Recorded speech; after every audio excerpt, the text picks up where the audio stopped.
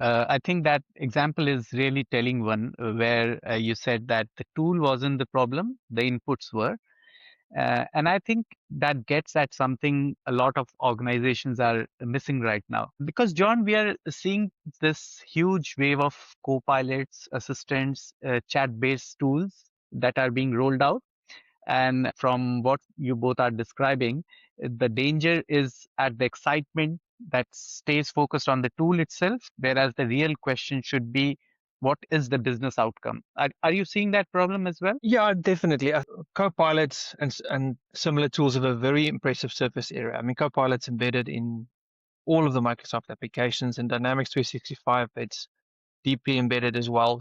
There's a lot of benefit in using Copilot, but the question then becomes, how do business profit, for lack of a better word, by using GenAI? And this is where the metrics become important, because people can use Copilot or ChatGPT or Claude or whatever the case may be, but using it doesn't necessarily have an ROI.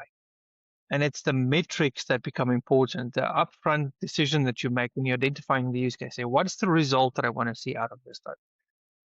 Do I want to see less time spent?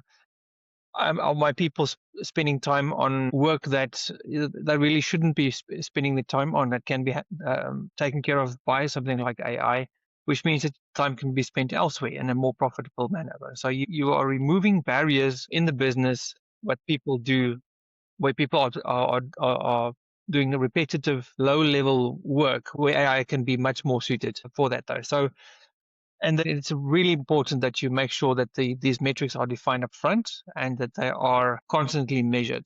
And also at the same time, I think a lot of companies and people are underestimating the amount of refining that has to be done with AI. It's one thing having a good prompt, but as you get more data through it and you see the quality of the output, refining, and updating and updating and updating. As new language models come out, there are changes that needs to be made. So gone are the days where you implement a system and it'll stay like that, for 20 years. So the technology is simply moving too fast